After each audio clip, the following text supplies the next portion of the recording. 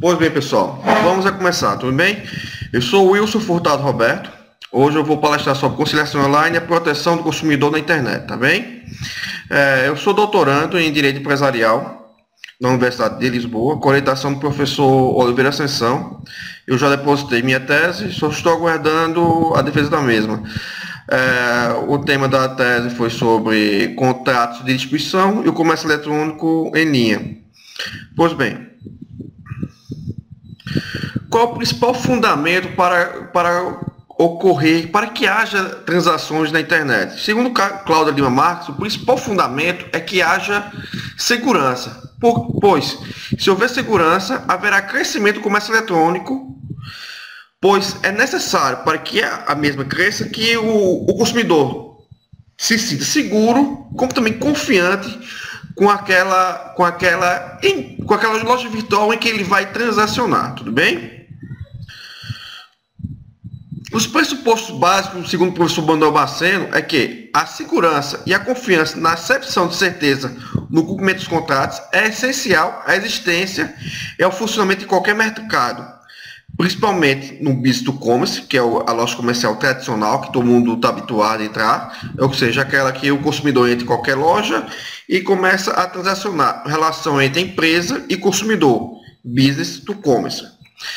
Já a base da diretiva 2000/31 da Comunidade Europeia, do Parlamento Europeu e do Conselho de 8 de julho de 2000, relativa a certos aspectos dos serviços da sociedade de informação, em especial do comércio eletrônico, no mercado interno, que é a chamada Diretiva sobre Comércio Eletrônico, que supõe-se regras claras em termos de hetero e autorregulação. Regulação quanto ao acesso dos operadores, profissionais e consumidores e aos bens transacionáveis.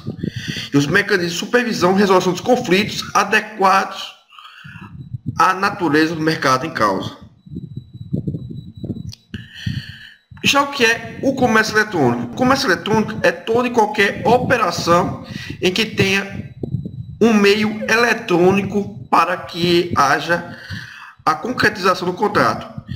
Ela não é basicamente através da internet, certo? Ela pode se ocorrer através de e-mails, fax, telefone ou formas recentes, como o app, m-commerce, que é o comércio eletrônico via comércio, celulares, etc., smartphones. Esta definição, sem dúvida, envolve diversas formas de comércio tradicionais, que empregam algum tipo de dispositivo em alguma de suas etapas. No entanto, o termo e-commerce, ele é utilizado mais para o comércio eletrônico que ocorre em linha, ou seja, online. Ela é a acepção hoje definida de e-commerce, que é mais utilizada hoje, é que define a transação por meio eletrônico ocorrida em linha, certo? Mas antes da internet, já havia comércio eletrônico entre empresas com o uso da EDI, que é Electronic Data Interchange. A primeira transação eletrônica, comércio eletrônico, remonta ao ano de 1979, em que foi feita a primeira transação e daí só veio a crescer vertiginosamente, certo? Principalmente com a chegada da internet comercial ao mercado, que chegou na década de 90, tudo bem?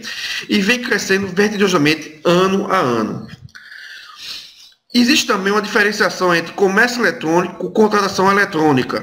A contratação é o próprio contrato em si, que é decorrente do comércio eletrônico, não necessariamente do comércio eletrônico, mas qualquer transação que venha a gerar um contrato eletrônico, certo? Uma forma de confirmação, uma aceitação que venha a ocorrer por meios eletrônicos. Já no Brasil, não há nenhuma legislação, projeto de lei que defina o comércio eletrônico. Apenas houve recentemente também algumas alterações, principalmente no Código de Defesa do Consumidor, em que foi obrigado que as lojas comerciais passem a expor nas suas lojas o seu CNPJ e seu endereço físico, como também telefone, para que possam ser perfeitamente identificados para o consumidor, para que possam entrar em contato com a empresa e também via demandar a empresa caso tenha algum problema a ser solucionado. Como principal fonte de comércio eletrônico no Brasil, podemos citar a Carta de Princípios de Comércio Eletrônico, publicada em 1 de setembro de 2010, que foi editada pelo Ministério Público Federal, o MPF, em parceria com o Comitê Gestor da Internet, CGI, que define o comércio eletrônico como sendo a oferta de bens e serviços, remunerados ou não pelo destinatário final, na medida em que constitui uma atividade econômica desenvolvida por meio das redes de informação, notadamente a internet. Aqui está o endereço, que vocês podem acessar posteriormente e baixar a carta de princípios para que possam também analisá-la. Tudo bem? E já em direito comparado, podemos citar a definição do comércio eletrônico na acepção do direito comunitário europeu, que vem a definir comércio eletrônico como sendo atividade de prestação de serviço da sociedade da informação, tendo-se visto que essa atividade não é comercial em estricto senso, portanto correspondente a uma noção ampla de comércio eletrônico. Nem todas as realidades são protegidas, pois o âmbito desta diretiva não abrange comércio eletrônico indireto. Existe tanto o comércio eletrônico direto como o indireto. O direto é aquele que começa e finaliza eletronicamente, ou seja, existe a transmissão do serviço, do produto adquirido imediatamente, ou seja, você veio e adquiriu através da Apple Store ou da Google Music ou de outros lojas virtuais que operam um sistema de comércio eletrônico em linha, que você adquiriu uma música, algum software, etc., e fez a baixa daquele arquivo imediatamente. Não foi necessário uma fase offline para que ela seja concretizada. A partir do momento que ela tem uma fase offline, ou seja, com a entrega física de uma mercadoria, por exemplo, esse comércio eletrônico deixa de ser direto e passa a ser indireto, ou seja, você adquirir um produto em uma loja virtual, por exemplo, Submarino, Americanas.com ou Magazine Luiza, ou qualquer uma ou outra, você adquire, por exemplo, uma geladeira. A geladeira foi adquirida no comércio eletrônico, ou seja, numa loja virtual. No entanto, a sua concretização foi necessária a entrega do bem no seu endereço. Então, ele teve uma fase física, ou seja, este comércio eletrônico ele pode ser definido como o indireto ou o offline. O comércio eletrônico, como já disse, pode assumir diversas modalidades. Ele existe tantos que vai variar de acordo com os sujeitos que neles participam. Ou seja, se houver uma participação de uma empresa com o consumidor, é um business to commerce. Se houver uma negociação entre empresas, ou seja, a empresa não é um consumidor final, mas ela está comprando os produtos para revender, vai ser uma negociação business to business, ou empresa para empresa.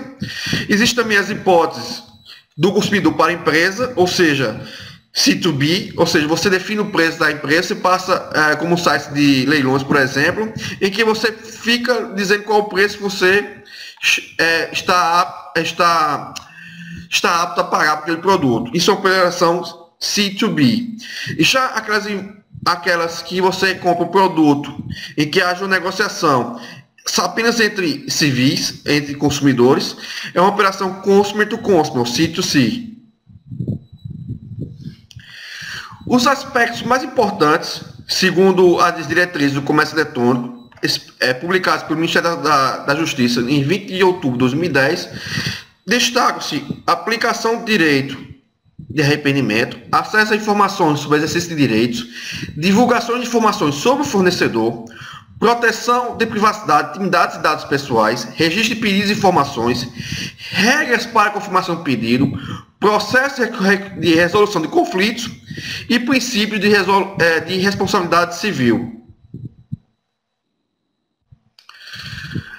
O business to commerce e a legislação consumerista. A doutrina e a jurisprudência são unânimes em afirmar que tais disposições são aplicáveis totalmente ao business to commerce. Ou seja, uma operação online em nenhum momento vai deixar que aquele consumidor deixe de ser protegido pelo CDC. Tudo bem? Pois o artigo 2º do CDC, ele é claro ao afirmar que consumidor é toda pessoa física ou jurídica que adquire ou utiliza produto ou serviço como destinatário final. Logo, também foi o business to commerce. na medida que for aplicável. Ou seja, não é o fato do meio ter sido alterado, ou seja, não é o fato do consumidor agora vir adquirir um produto por meio da internet que ele vai deixar de ser protegido. Ele sempre vai ser protegido.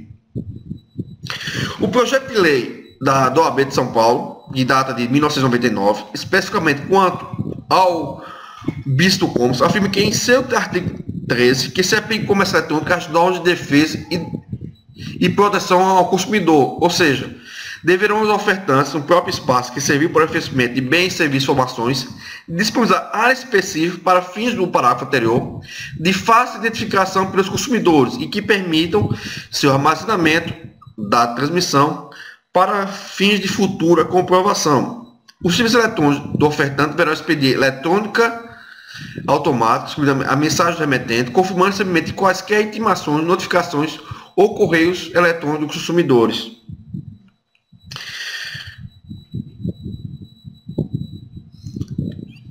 Toda negociação online, ou seja, envolvendo também consumidores, empresas com consumidores, e existem diversas dificuldades, não são comuns apenas ao comércio eletrônico para consumidores, como a vulnerabilidade do consumidor.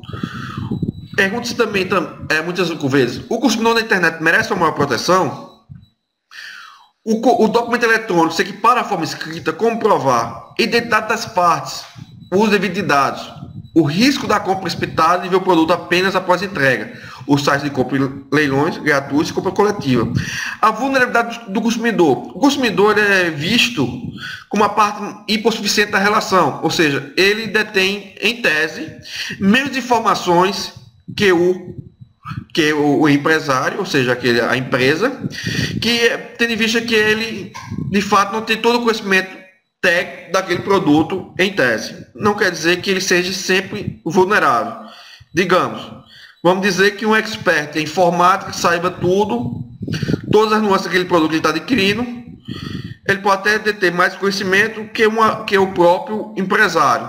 No entanto, pela excepção da lei, pela forma que a lei identifica, especifica, ele sempre vai ser visto como uma parte mais vulnerável e mais hipossuficiente da relação consumerista.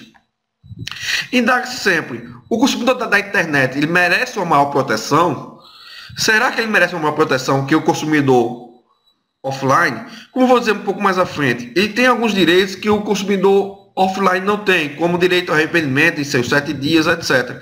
O que já não ocorre ao consumidor offline. Por quê? Porque na lei foi especificado que todas as vendas à distância ou fora do local do seu estabelecimento, ela é vista como uma venda agressiva e o consumidor tem direito a rescindir o contrato. No entanto, eu sou muito mais partidário do entendimento europeu sobre isso. Na União Europeia, ele tenta distinguir entre o consumidor ativo e o consumidor passivo. O consumidor ativo é aquele que detém todas as informações, ele sabe realmente o que quer. Vamos dizer, o consumidor detém todo o conhecimento sobre um iPhone, por exemplo, sabe todas as funcionalidades, já pegou o produto fisicamente, já testou, ele entra na loja, já adquiriu o produto, ele sabe, e às vezes ele sabe mais informações que algum cidadão comum que vem adquirir o mesmo produto numa loja física. Então, indaga-se muito se ele tem os mesmos direitos ou não. Aquele que é ativo, que ele busca realmente, efetivamente, pelo produto, ele sabe o que ele quer, ele já entra na internet para ele ter.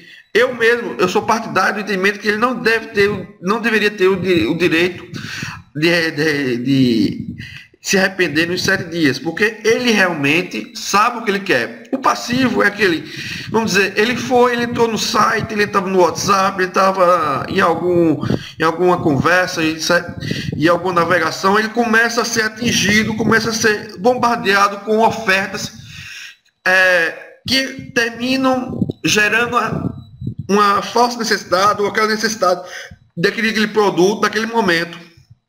Então ele não tinha interesse, mas ele foi conquistado pela publicidade e adquiriu o produto. Como ele não tinha a intenção, ele é visto pela União Europeia como um consumidor passivo. E sendo passivo, ele não teria o direito a reclamar.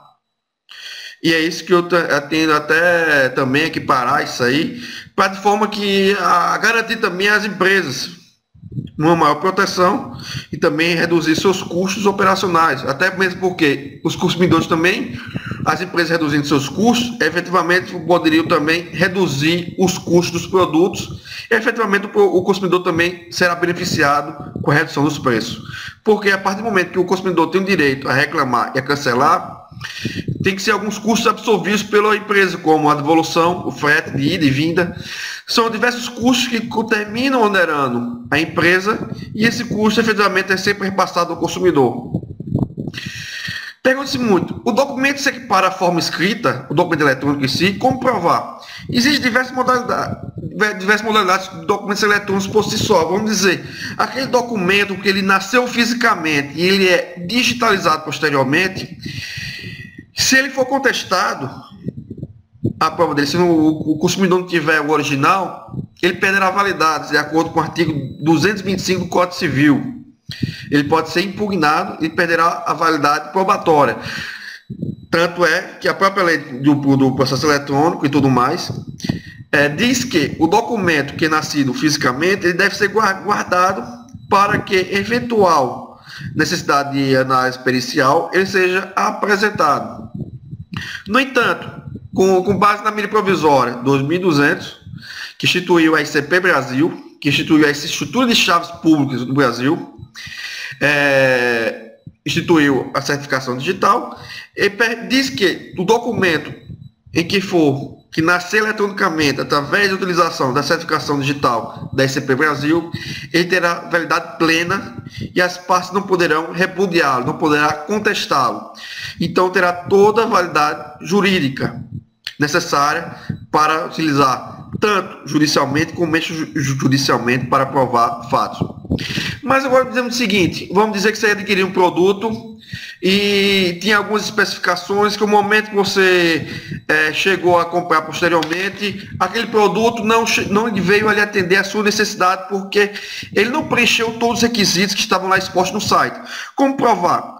Você vai imprimir, você pode emitir um ato notarial, você comparece a um cartório e pede emitir um ato notarial, que é especificar, ele vai imprimir, ele vai visualizar e vai declarar, através da ato notarial, que ele visualizou aquele documento ele está tornando público e está tornando eterno, porque a partir do momento que ele vai fazer, ele vai tornar aquele produto, ele não poderá, essa reforma terá uma validade jurídica, ele não poderá ser contestado com base no artigo 225, porque ele seguiu o rito, a forma de fé pública utilizada que tem os notários, os tabeliões que tem os notários para fazer atos notariais. Em dado das partes, uso devido de dados. É muito comum, já tenho visto muitas pessoas, por exemplo, no dia a dia, por exemplo, você entrega seu cartão de crédito e pede, fulano, pegue meu cartão de crédito, use meus dados e comece a utilizar. A partir do momento que você passa a utilizar os dados, ou um outro terceiro pode pegar seus dados também e fazer um uso devido de seus dados, adquirir produtos se não adquiriu. Recentemente a Apple foi processada nos Estados Unidos devido a dados já gravados nos celulares, como os dados de cartão de crédito e tudo mais, e que as crianças americanas, muitas delas, estavam jogando joguinhos no seu iPhone e estavam com simples cliques no OK e já estavam adquirindo produtos e estavam vindo grandes cobranças nos cartões de crédito dos proprietários daqueles iPhones. E a partir do momento houve uma verificação que houve o uso devido de dados, porque um simples OK ali já estava gerando uma venda e para evitar isso, a Apple teve que modificar devido a uma ação coletiva, salvo engano, em que ela foi orientada, foi obrigada a modificar esse procedimento de compra para evitar o uso devido de dados. E até uma compra em que o proprietário do iPhone não tinha interesse em fazer. Mas como era uma criança que estava jogando um jogo, um simples OK ali no jogo já estava efetuando a compra que ela não tinha ciência, conhecimento necessário para efetuar aquela compra. Como eu disse também um pouco atrás, sobre a diferença de consumidor ativo e passivo. O passivo, ele sempre tem o risco da compra precipitada e de ver o produto apenas após a entrega. Aí nasce, vou falar mais à frente, o direito de arrependimento para isso aí. E também eu vou analisar um pouco mais à frente uma particularidade dos sites de compra e venda, leilão, gratuitos e compra coletiva. Sites de compra e venda são aqueles sites em que você lança os produtos como LX e alguém compra. Leilão, existe sempre uma negociação entre valores, cada um vai colocando o valor até chegar a última data, até o último minuto para concretizar o negócio, e aquele último valor vai adquirir o produto. O gratuito são diversos sites, como o Google, por exemplo, que são gratuitos, mas em tese eles têm, em grande sua maioria, 99% deles, todo site gratuito tem um lucro indireto, seja por publicidade ou por banco de dados, etc. Existe também um fenômeno também que já está em decadência também, que é o site de compra coletiva, como o Groupon, Peixe Urbano, entre outros, que vou analisar a particularidade deles, tá bom? Vamos lá. Os principais tipos de publicidades que ocorrem na internet são, que é os banners, são uma propaganda de forma de imagem gráfica, seja animada ou não. Os links patrocinados, que são aqueles links que passam ou no topo do Google ou na lateral direita, em algumas hipóteses até no lado esquerdo, em algumas configurações de parceiros do Google, etc., que passam a veicular links patrocinados, ou seja, clique aqui e adquira seu produto compre seu celular por R$ 99, por R$ 109, e assim vai. Os pop-ups são aquelas publicidades que você entra no site e aparece um pop-up com aquele anúncio. Já e-mail, todo consumidor deve saber também que todos vocês estão acostumados a receber diariamente e-mails com ofertas de diversas empresas. Teasers, muito se aparenta com o pop-up, mas em vez de ele fica geralmente ele fica de um lado para o outro no site. Existem os anúncios comuns, que muito se assemelha ao Google AdWords. Existem também alguns ícones, etc. E a aplicação do princípio da vinculação publicitária e demais regras do CDC, ou seja, a todo anúncio desse aí realizados terá o mesmo efeito vinculatório. Uma oferta realizada deverá sempre ser cumprida, certo? Salvo se houver um erro crasso, etc., que possa ser identificado pelo consumidor como um erro crasso, um erro grosseiro. Por exemplo, uma televisão que todo mundo sabe, 70 polegadas, por exemplo, está vendo em todos os lugares por R$ 10.000 e aparece em alguma loja à venda por R$ 100. Isso aí pode ser um erro de digitação, faltou digitação de 2 zeros, por exemplo, e em vez do produto ser lançado na loja por R$ 10.000, foi lançado para a loja por R$ 100. Isso demonstra que é um erro crasso, é um erro visível, que qualquer consumidor seria apto a identificar aquele erro, então não haveria uma vinculação a essa oferta. Como eu já disse também, e sempre como tanto na Carta de Princípios, orientação do Ministério Público Federal, etc., os deveres de identificação de informação também estão previstos hoje no CDC, quanto ao conteúdo da oferta eletrônica, informações prévias ao contrato, a publicidade eletrônica abusiva ou enganosa. Como bem, falando, entrando agora na oferta com base no CDC, a oferta está prevista no artigo 30 do CDC, diz que toda informação ou publicidade suficientemente precisa obriga o fornecedor a integrar o contrato. Ou seja, uma informa, como eu disse, se não for um erro crasso e tudo mais, vai obrigar o fornecedor a cumprir aquela oferta. Vamos dizer o produto... Vamos dizer que o computador tem um preço médio no mercado de R$ 1.999 e foi ofertado, por acaso, por algum erro simples, por R$ 1.799.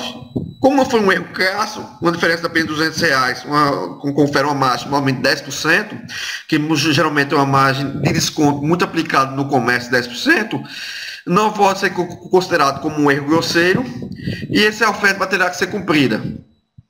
Já aconteceu alguns casos aí com a Dell e tudo mais, e a Dell foi, por exemplo, obrigada a cumprir a oferta. E mais recentemente houve também alguns falhas sistêmicas no site da American Airlines, em que alguns consumidores conseguiram comprar passagens para diversas localidades do mundo, como do Brasil para a China, por R$ 2.000 na classe executiva e tudo mais. E a América chegou a cumprir, ela não sequer contestou o conteúdo dessa oferta, ela disse que foi uma oferta sistema, mesmo assim ela cumpriu, como uma empresa séria que deve fazer. Ou seja, e demais, o conteúdo da oferta deve ser: a oferta e a apresentação dos produtos ou serviços deve assegurar informações corretas, claras e precisas, ostensivas em língua portuguesa sobre os termos e condições da transação e sobre os riscos. Pessoal, alguns sites aí que comercializam no Brasil, como a Apple, por exemplo, entendo que ela esteja violando o CDC, principalmente porque ela comercializa produtos em dólar e não em real, enquanto que a lei exige que de fato seja ofertados em real. A Apple, ela tem uma Apple Brasil, a loja Apple Store Brasil, ela só oferece produtos que seguem a lei brasileira. No entanto, ela oferece produtos em dólar e não em real. E, a meu ver, ela está violando a legislação brasileira. E também ela deveria também, de certa forma, também avisar o consumidor, algumas lojas dessas aí, que muitas dessas transações que são ocorridas via internet tem também a incidência do cartão de crédito de compras internacionais, incidência de mais ou menos 6,3% de IOF de compras internacionais. E muitas empresas não informam o consumidor que tem essa tributação. E, de certa forma, há uma violação ao direito do consumidor aí, a partir do momento que não há uma informação concreta sobre os custos inerentes à efetivação da compra. Muito aconteceu também recentemente com as agências de viagens que vendem passagens aéreas online, porque muitas delas ofereciam as passagens aéreas ao preço que elas pagam na companhia aérea, sem acrescentar os 10% que elas cobram como taxa de intermediação e também as taxas de embarque. Muitas delas terminaram sendo reclamadas em Procon e tudo mais, porque o consumidor entrava no site para adquirir um produto por R$500 e ao final das contas terminava pagando 700, incluindo a taxa de intermediação e as taxas de embarque. E se o fornecedor também, com base no artigo 35, o fornecedor de produto ou serviço recusar o cumprimento da oferta, ele pode ser exigido a cumprir forçadamente, através de uma obrigação de fazer, a cumprir a oferta, a apresentação de publicidade, o consumidor pode aceitar outro produto, prestação de serviço equivalente e receber o contrato com direito à restituição de quantia eventualmente antecipada, monetariamente atualizada e a perdas e danos. Já o artigo 36 diz que a publicidade deve ser veiculada de tal forma que o consumidor fácil e imediatamente a identifique como tal. É proibida toda publicidade enganosa ou abusiva, como é enganosa qualquer modalidade, de modo que é enganosa qualquer modalidade de informação ou comunicação de caráter publicitário, inteira ou facilmente falsa, ou por qualquer outro modo, mesmo por omissão, capaz de induzir em erro o consumidor a respeito da natureza, características do produto, etc. Pessoal, eu vou passar um pouco mais adiante, para não ler tanto a informação que está nos slides, eu vou passar mais adiante, vocês posteriormente a Ethicus vai enviar os slides para vocês poderão, de certa forma, ler com mais precisão, e eu vou passar mais a essência da palestra em si, tudo bem? Vamos lá. Existem também algumas jurisprudências que eu vou citar agora por cima também, em que os fornecedores foram obrigados a cumprir através do princípio da vinculação. Vou passar um pouco por cima também, já para que já poderão ter acesso às mesmas posteriormente através dos slides. Aqui tem uma jurisprudência sobre oferta e vinculação, outra sobre publicidade enganosa. Aqui existe um caso de uma oferta, por exemplo, aqui, de uma oferta, por exemplo, já falei anteriormente, por exemplo, está ofertando os produtos por R$ 1.999, R$ 1.499. Aqui são ofertas válidas e não contestadas, por exemplo, certo? Aqui, por exemplo, eu cito um caso da Americanas.com. Não houve nenhuma violação ao direito do consumidor, apenas para demonstrar que essa oferta tem poder vinculatório e que se a Americanas o que ela não fez nesse caso, viesse a contestar o conteúdo e dizer que ali não poderia cumprir a oferta, ela seria obrigada, tendo visto que está dentro dos parâmetros que venham obrigar, caso ela viesse a descumprir esta oferta. Aqui existe um caso mais sui generis. Como eu disse anteriormente, algumas variações de preço de 10%, 20% são preços comuns que não vai ser possível dizer se é um erro crasso ou não.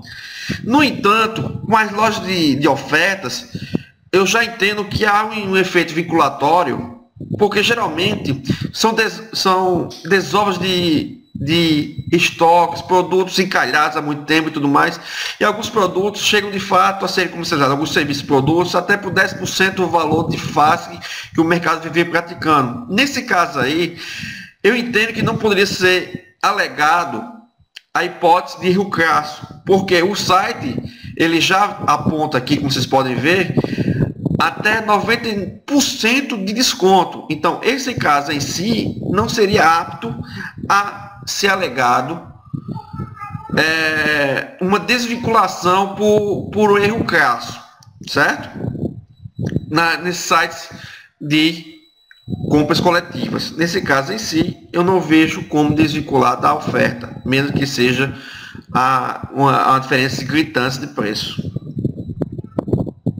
Aqui tem algumas jurisprudências também sobre preço promocional, em que uma empresa de computadores foi obrigada a cumprir com cumprimento forçado. Vou dar andamento para não atrasar a nossa palestra. Aqui mais uma também. Uma outra também, um caráter vinculante. Foi possível também a substituição do produto ofertado por outro equivalente, com a livre escolha do consumidor. Aqui também, aqui são televisão também por preço promocional. Uma outra também de computadores. Aqui também com alegação de publicidade enganosa, em que foi legado esse processo e teve um reconhecimento, não foi pedido autoral, não foi reconhecido, ele foi improcedente.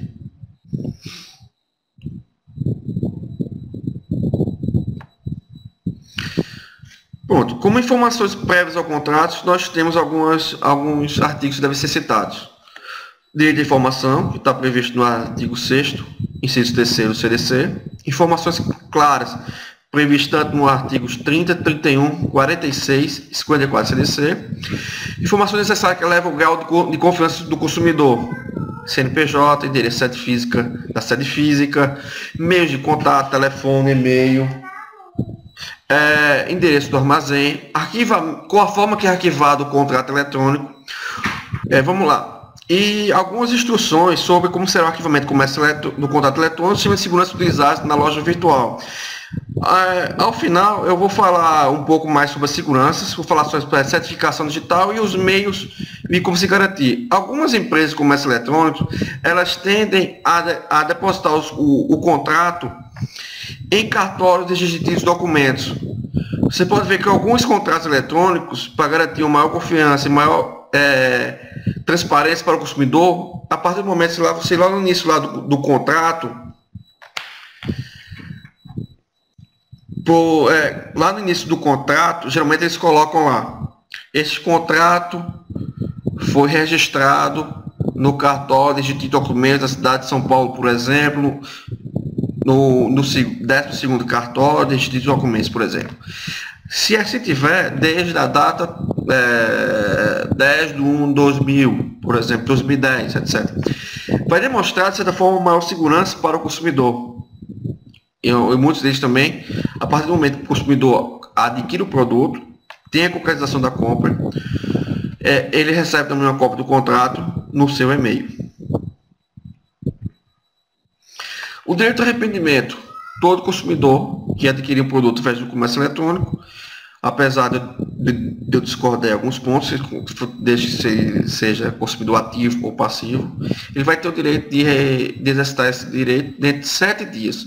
Mas esse prazo inicia-se a partir de quando ele recebe o produto.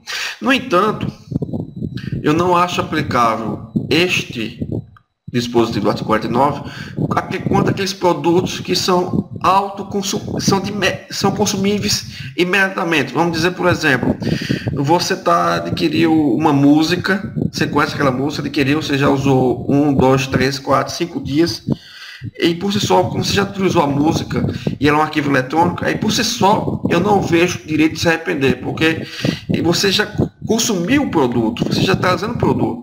Vamos dizer, uma revista, um livro, alguma coisa que demonstre que você teve tempo suficiente para consumir. Vamos dizer que você adquiriu um livro de 50 páginas, então quer dizer que 1 dia, 2 dias você pode tem total condições de ler aquele livro. Então ele tem um tempo, aí você teria o tempo de consumi-lo, então por si só eu não vejo direito de arrependimento. Aí surge, aí, como eu já disse também, quando se inicia os 7 dias, se inicia-se os 7 dias com o vencimento do serviço ou da chegada do produto em sua casa, por exemplo. O consumidor não deve arcar com nenhum custo para devolver o produto. O consumo, a legião virtual, eu não vejo como uma venda forçada, porque desde que haja uma publicidade muito conquistadora, muito abusiva e venha de fato a atrair o consumidor para adquirir aquele produto, até mesmo é necessário esse fato aí, a distinção entre consumidor ativo e passivo, como eu já falei. Indicando também, no caso do consumidor ativo, eu entendo até como a ida para uma loja virtual, você entrar em uma loja virtual, conhecendo o produto, mas é a mesma coisa que você ir até uma loja física, você já sabe o que você quer adquirir, você já tem conhecimento do produto. E a real motivação, você tem o direito de se arrepender, às vezes você chegou o produto chegou avariado, chegou danificado, você ligou o produto, não está oferecendo, então esse direito de arrependimento, ele é mais preciso nessas necessidades. Vamos dizer, o produto eu disse na loja que é folheado a ouro e veio dourado com outro tipo de material. Então, a partir do momento que você tem uma percepção física daquele produto, não é aquele que você realmente de fato chegou a pensar que era, a adquirir, aí então você tem o direito de se arrepender. Tanto isso a real necessidade do artigo 49.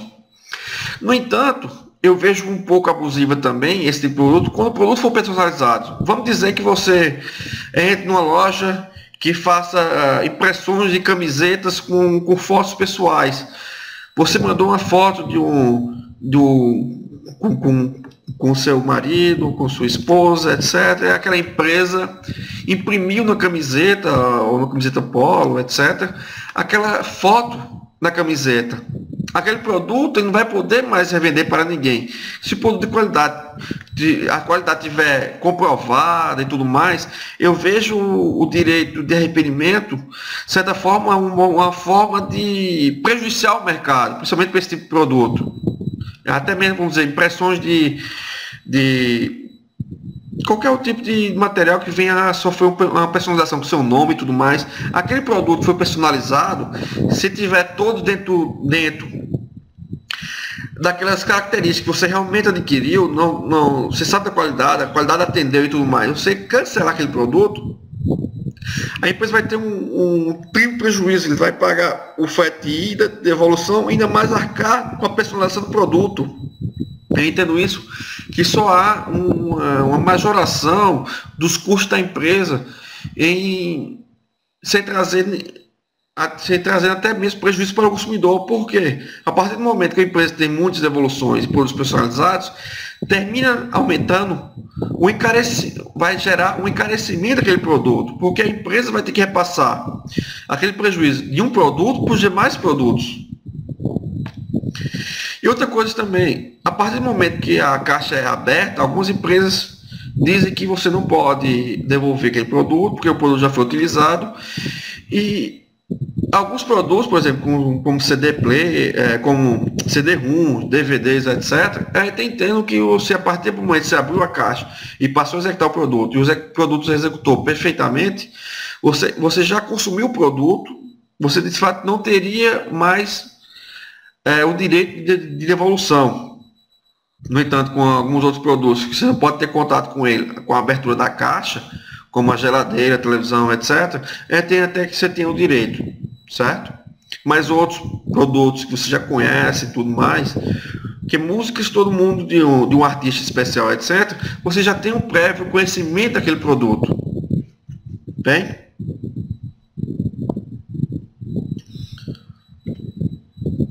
Pessoal, as perguntas eu responderei ao final da aula. Podem ficar lançando já algumas perguntas e nós iremos responder ao final, tá bem?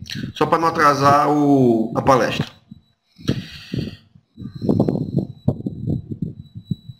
Tinha mais uma jurisprudência também, que eu peço que vocês leiam posteriormente.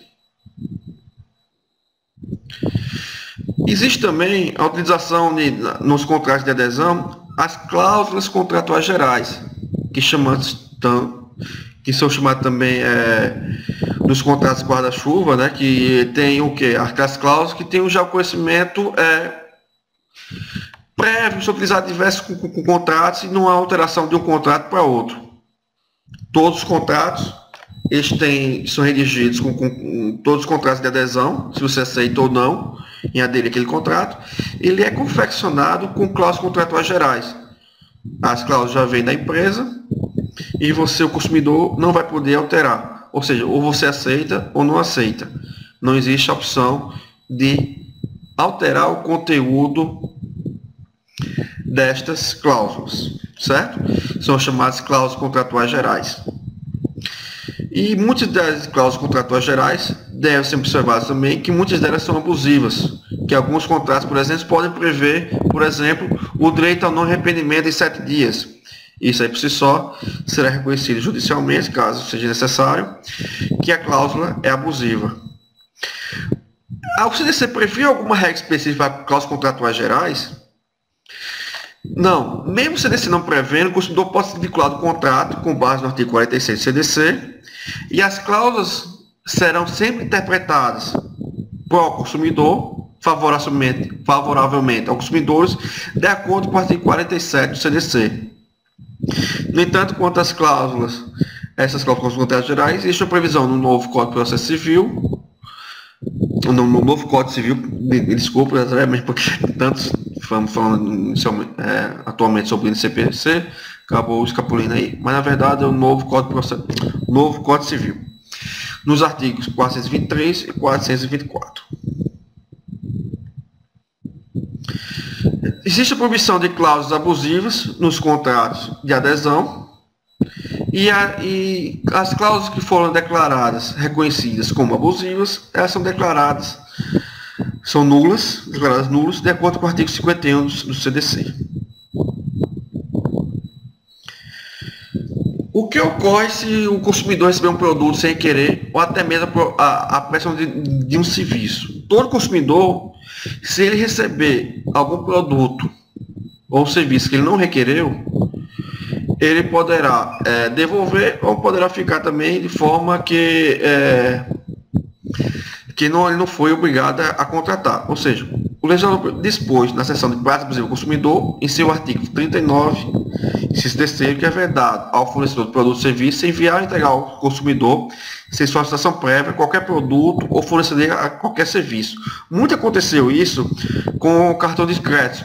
Quase todo mundo estava habituado a receber um cartão de crédito em sua residência e meio que não tenha requerido aquilo. Isso aí foi reconhecido como uma prática abusiva das empresas de cartão de crédito e elas foram impedidas de utilizar. E acresce aí no parágrafo único que os serviços prestados e os produtos emitidos por entregues ao consumidor, na hipótese prevista nesse inciso, se equiparam às amostras grátis, ou seja, o consumidor não será obrigado a efetuar o pagamento.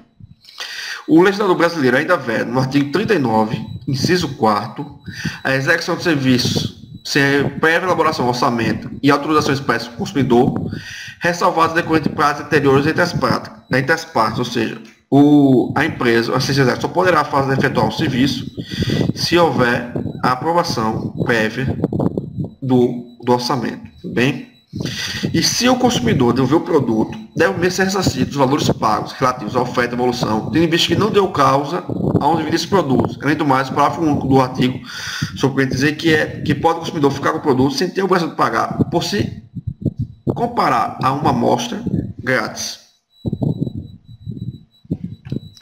Os problemas mais comuns que ocorrem no comércio eletrônico geralmente é a demora ou ainda a entrega do produto ou serviço. Eu entendo que uma simples demora de 1, 2, 3 dias não é passível de indenização. No entanto, se uma empresa chegar a comercializar um produto dizendo que a entrega é garantida, por exemplo, um evento de um aniversário de algum parente, aniversário de seus filhos, etc., ou até mesmo para entrega de Dia das Mães, Dia dos Pais ou Natal, se a empresa diz que a entrega é garantida, mesmo que atrase 1, 2, 3 dias, entendo que é um dever de indenizar o consumidor, porque só adquirir aquele produto, tendo visto que foi estabelecido contratualmente que a empresa entregaria o produto até aquela data festiva. No entanto, se a empresa também, mesmo sendo data festiva, disser que a entrega também é garantida em tantos dias, se atrasar também alguns dias, também será passível de pagamento. Agora, se houver um atraso superior a 3, 4 e 5 dias, eu entendo já que existe um dever de indenizar, porque mesmo não seja entrega garantida, quando diz lá entrega até 5 dias, o consumidor, deixa de adquirir alguns produtos, até mesmo fisicamente ou em outra loja virtual, porque acreditou naquela empresa que recebeu aquele produto dentro daquele prazo. Então, de certa forma, teve um caráter vinculante daquela informação. Eu, particularmente, adquiri muitos produtos com base no prazo de entrega e preço. Então, se eu vi que o produto ele tem um preço mais interessante e vai entregar mais rápido do que outra loja, eu, consequentemente, não vou adquirir essa loja. No entanto, já sofri diversos aborrecimentos quanto a isso também. Mas, no entanto, ele não é passível de indenização, salvo se tiver garantidas, como eu vou demonstrar posteriormente em algumas jurisprudências. Produto ou serviço com características diversas contratadas, ou seja, o produto você adquiriu com a característica e você terminou recebendo outro produto. Eu uma vez, por exemplo, comprei uma geladeira duplex inox e recebi uma geladeira de uma outra marca na cor branca e não era duplex. E a diferença de preço era gritante. Enquanto que uma custaria na loja em torno de R$ 1.500, R$ 2.000, a outra custou-me R$ 5.000. Então aí já houve uma violação gritante do contrato. Existem também alguns problemas de garantia. Algumas empresas importam produtos e não têm uma assistência técnica em todo o Brasil. Algumas empresas são pequenas e não conseguem não conseguem atender a garantia em todo o Brasil. E aí termina ocorrendo diversos problemas com garantia. E muitos consumidores têm muitos problemas de garantia, principalmente com os produtos que são adquiridos no exterior. Porque é difícil a execução do cumprimento de uma garantia de um produto que é adquirido no exterior e não tem representação no Brasil. Eu, por exemplo, já processei, por exemplo, a Apple, por exemplo, eu comprei um produto nos Estados Unidos e aquele produto, um iPhone, eles não quiseram me dar mais a garantia internacional. E todos os outros aparelhos que eu tinha adquirido da marca tinham a garantia internacional e eu tive o aborrecimento, não consegui trocar o aparelho no Brasil e tive que demandar judicialmente e esse direito foi reconhecido. Existe o lead case, que foi o primeiro, que é muito conhecido, que é o caso Panasonic, e o consumidor comprou um produto na Panasonic Estados Unidos, USA. Essa filmadora não era comercializada no Brasil, mesmo assim a Panasonic no Brasil foi obrigada a ressarcir o consumidor ou foi a trocar o produto, não me recordo muito bem, mas teve esse caso, foi o primeiro lead case brasileiro, em que o STJ em 2 situações reconheceu esse direito, tanto na ação principal, como também numa ação posteriormente, uma ação rescisória, em que foi tentada também pela Panasonic, que tentou reverter a decisão, mas não conseguiu. Também alguns problemas também quanto à lei aplicável, a competência internacional, que eu vou falar um pouco mais para frente.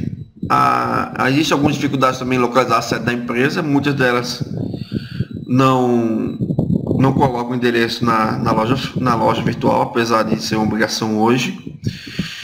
e que isso prejudica, de certa forma, o contato do consumidor para com a empresa, e também para via demandá-la ou via reclamar com a mesma junto ao PROCON, até mesmo para instituir também um procedimento, tentar uma solução alternativa de conflito, um ADR, que é Alternative Dispute Resolution, uma mediação, uma arbitragem ou uma conciliação.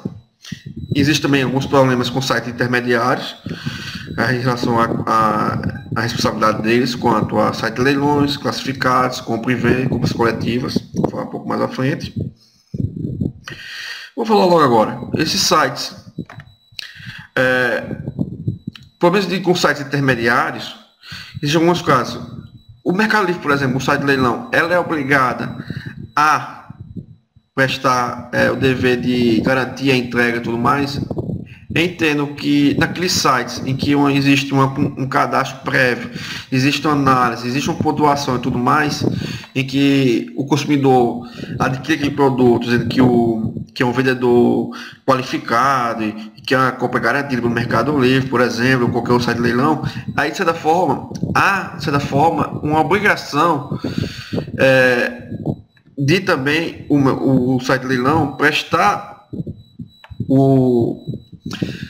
de que fato o produto vai ser entregue, o serviço. No entanto, ele não teria uma obrigação de dar garantia para o produto, mas quanto à concretização do contrato, a entrega do produto, ele tem toda e total responsabilidade. Desta forma. Já os sites classificados, que não tem nenhuma análise prévia, não existe, você paga um valor fixo. Outra coisa, os sites de leilões, a maioria, são comissionados com base em comissionamento do valor de venda, ou seja, ele passa a ser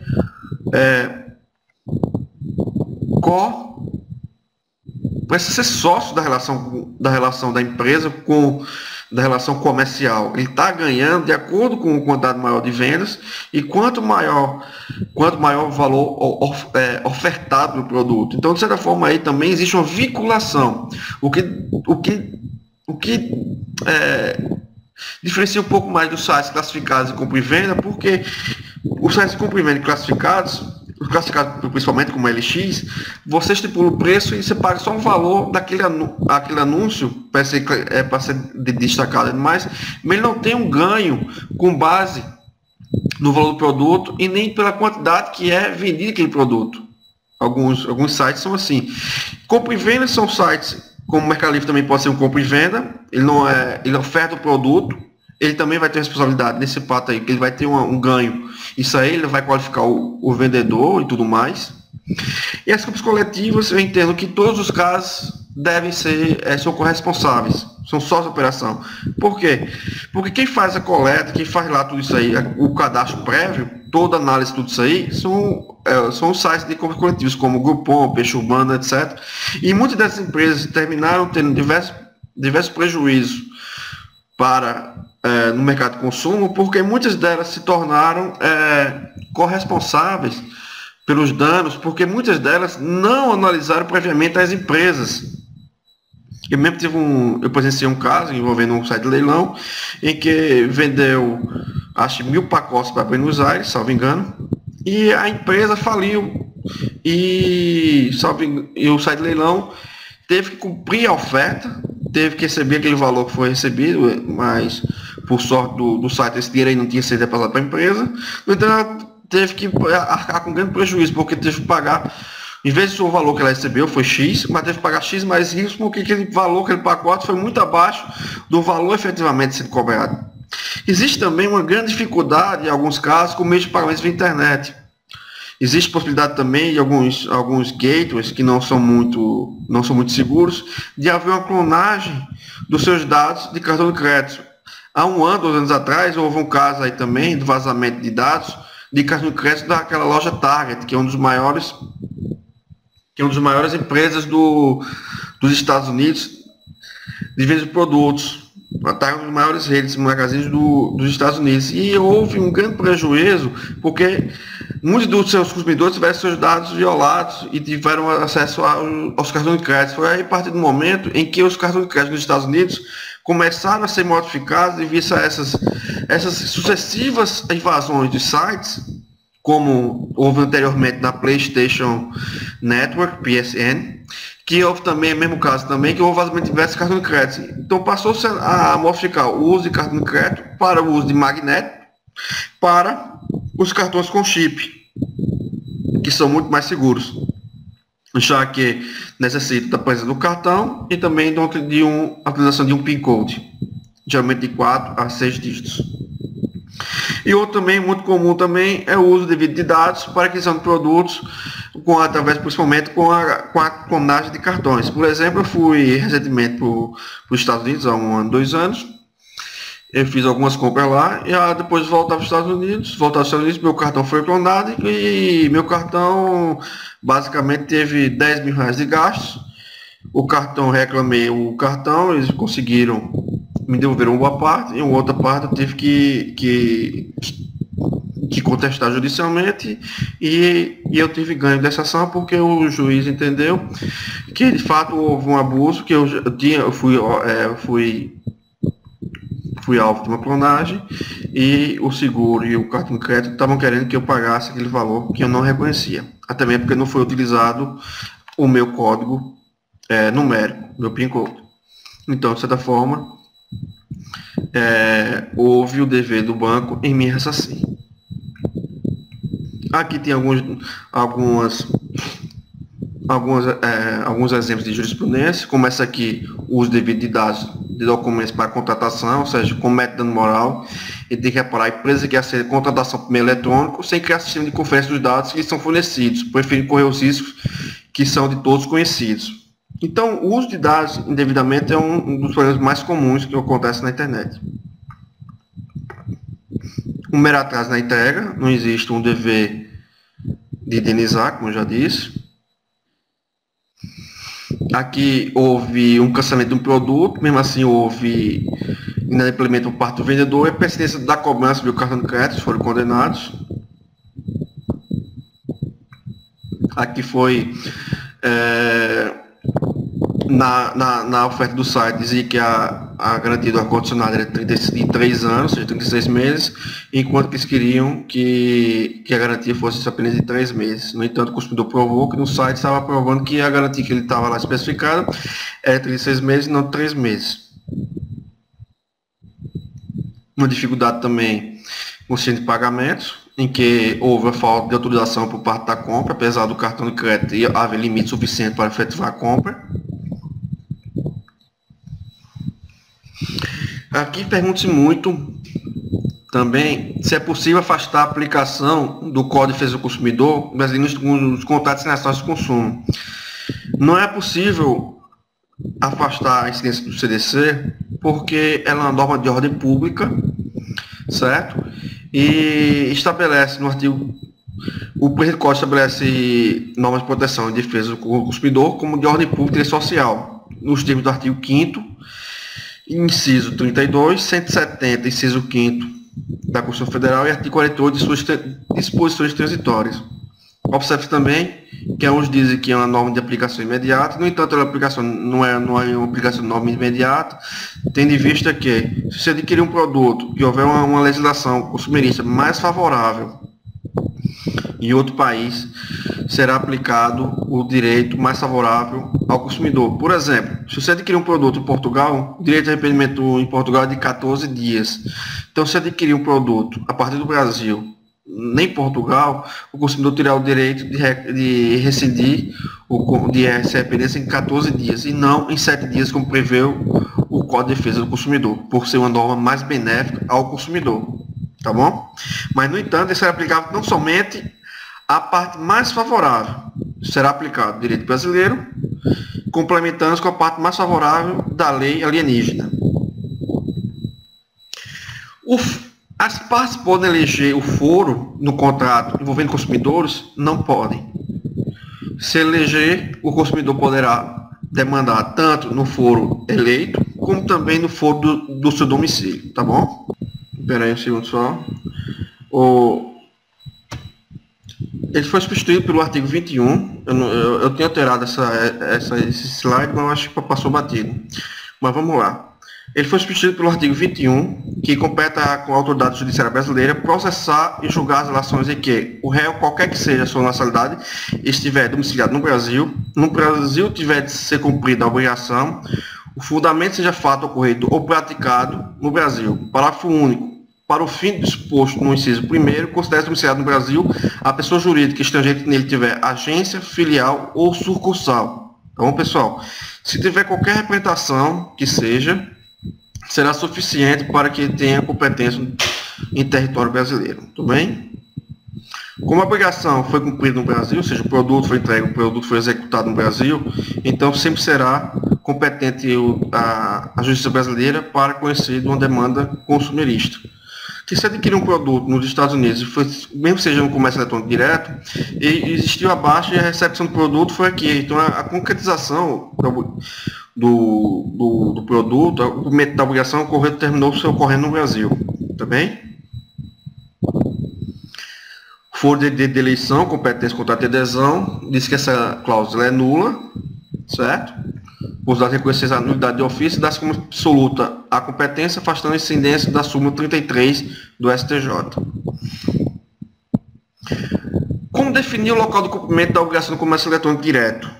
Isso aí, como eu estou dizendo, é difícil aceitação, é difícil análise de como definir o ponto de cumprimento da obrigação. Alguns entendem como upload, outros entendem como o download. Eu particularmente entendo como download, que é o local em que o consumidor de fato recebeu aquele produto, porque também é onde ele vai ter acesso ao produto, vai poder exercer o seu direito de usufruir aquele produto. Então, a obrigação entende que ela será cumprida em território brasileiro, se o consumidor brasileiro estiver no Brasil, claro. Certo? Então, eu entendo como o local do download em si, como território brasileiro, e definindo também que poderá, em tese, utilizado muito mais a residência do consumidor, o domicílio do consumidor. A competência diz que nação responsabilidade civil, fornecedor de produtos e serviços, sem prejuízo disposto nos capítulos 1º e 2º deste título, serão observadas as seguintes normas. A ação pode ser proposta no domicílio do autor. Então, o foro eleito, se o consumidor quiser demandar no seu domicílio, terá todo e total direito. Como falei anteriormente também, eu já falei um pouco mais aí, como provar a existência, os termos do contrato realizados por intermédio da internet já foram discutidos um pouco antes, então eu vou passar para os slides seguintes.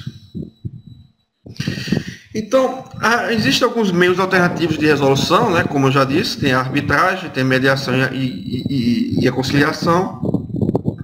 Existem hoje, como exemplo, tem a Iticus, que é uma excelente empresa de mediação, que poderá totalmente solucionar diversos conflitos com os consumidores.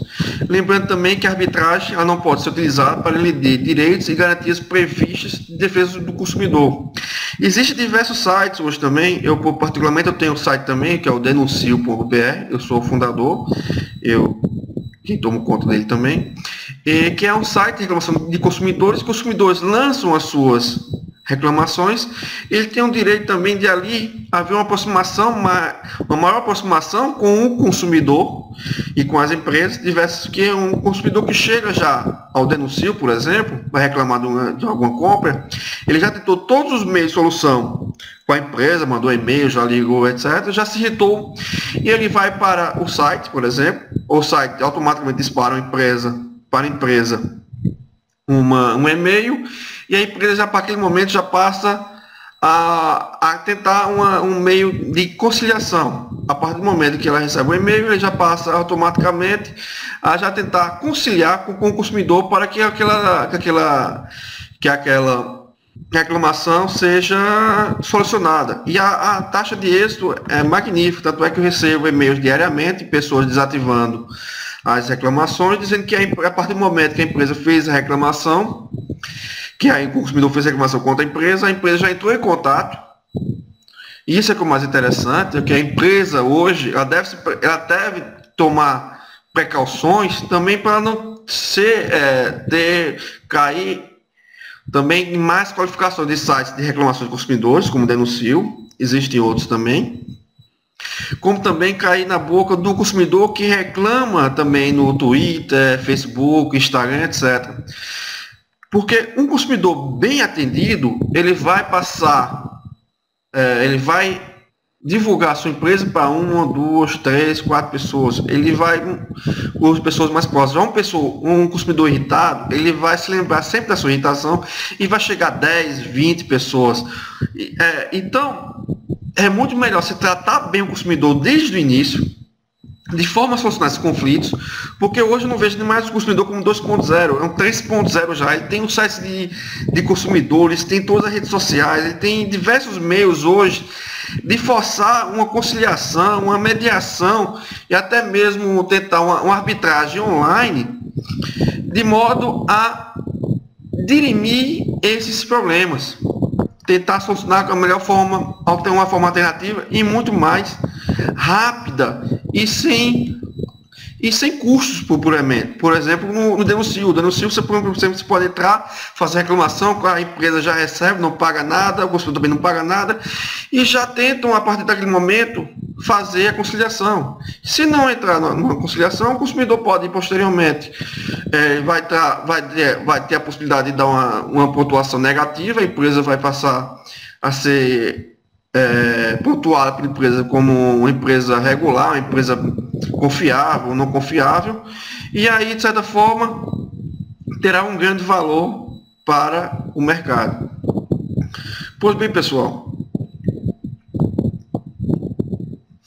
então é o seguinte, existe também, ultimamente foi decidido ano passado, uma decisão do STJ, no RESP de São Paulo, em que foi reconhecido a arbitragem nos contratos de consumo como válida, desde que o procedimento arbitral seja iniciado pelo consumidor ou que o consumidor venha ratificá-lo no contrato. Geralmente um contrato, para haver ratificação, existe um campo de contratação do consumidor, em que ele contrata o serviço, e outro momento só da cláusula arbitral, do compromisso arbitral, ele ratificando aquela negociação, certo? Um meio também para trazer segurança também na internet é através da utilização da certificação digital. Através da certificação digital já haverá uma maior confiança, uma maior segurança, haverá também uma identidade das partes, tendo visto que quem utiliza o certificado de certificação digital já vai ser reconhecido aquela parte. Então, existem diversos fatores que só facilitam e só vão afastar a dificuldade de que não tem aquele contrato, para afastar a dúvida, etc., e trazer maior segurança à contratação. Pois bem, pessoal, agora vamos às perguntas. Agradeço a todos, certo? Pela participação, e vamos agora às perguntas, que estou aqui à disposição de todos.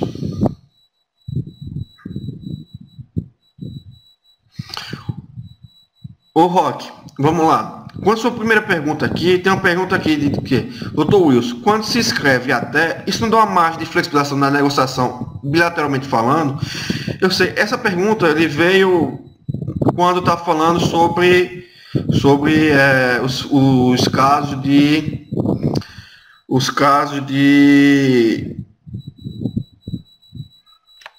ofertas em sites de compras coletivas. De certa forma, existe, de certa forma, uma possibilidade também de haver uma negociação, sabendo que até não tem um caráter vinculatório, porque ele poderá chegar até 90%. No entanto, ele tem que uma loja, a partir do momento que ele oferece um desconto de até tanto, ele tem que demonstrar que produto, de fato, ele tem aquele valor de desconto. Por quê? Porque o consumidor, a partir do momento que ele recebe uma oferta que entre lá, que vai ter o desconto de até 10%, 20%, 30%, até 90% naquela empresa, por exemplo, ele está indo se deslocando até aquele local porque ele quer conhecer os produtos que tem aquele desconto.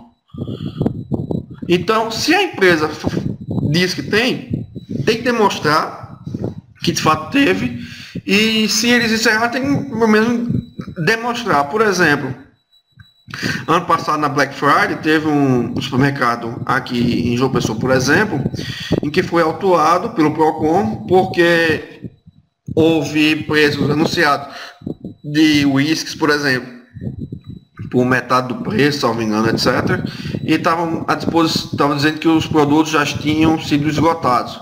No entanto, o Procon pediu acesso ao galpão e foi verificado que haviam mais produtos à disposição dos consumidores. Não, estava produtos aqui armazenados, enquanto eles estavam dizendo que não tinha mais produtos.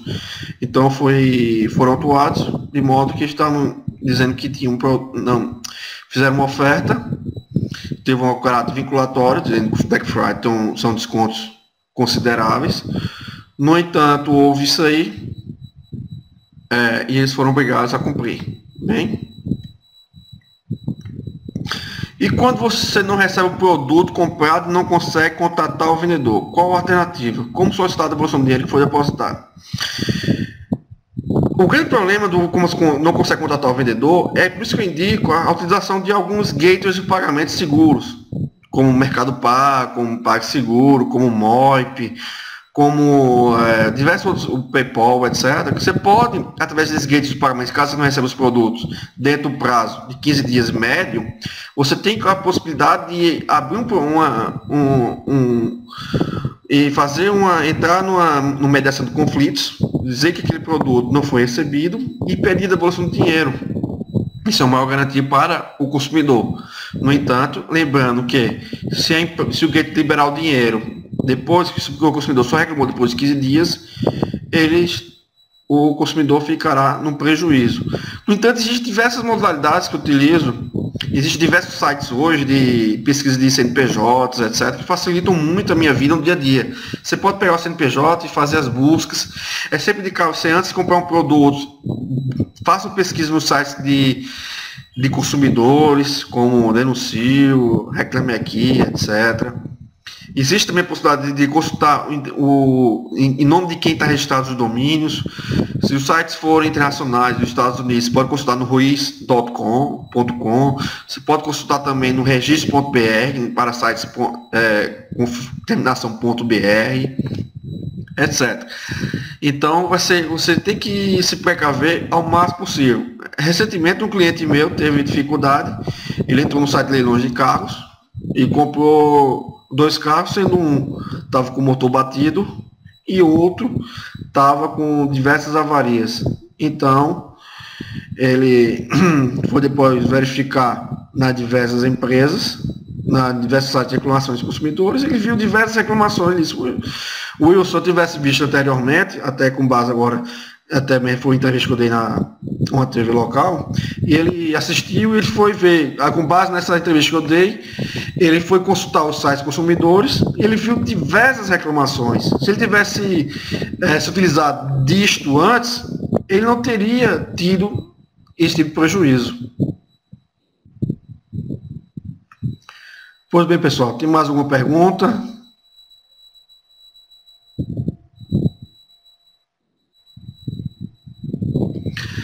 Pois bem,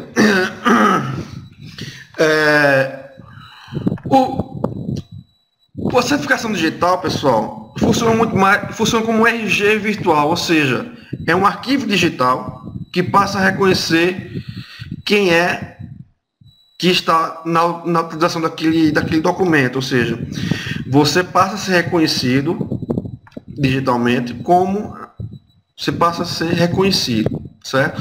De forma que conterá dados como seu CPF, seu e-mail e tudo mais, que poderão ser utilizados para a confirmação da sua identidade.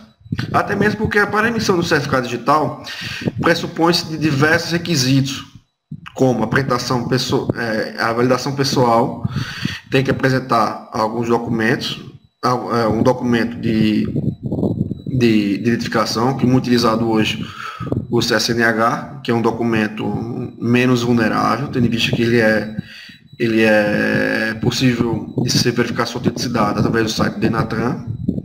Também outros que eu utilizo muito na emissão de certificados digitais é como a OAB também, que é possível verificar sua autenticidade daquele documento através do site da CNA.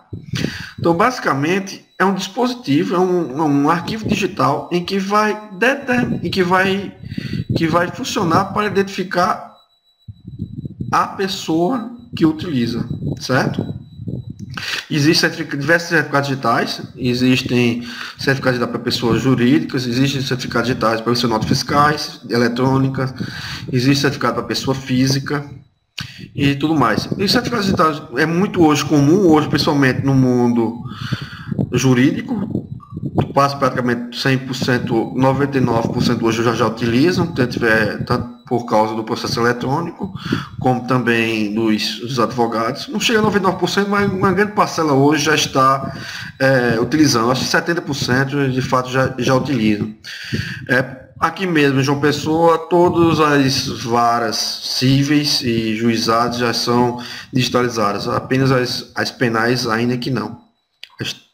As fazendas públicas já estão, salvo engano, também já.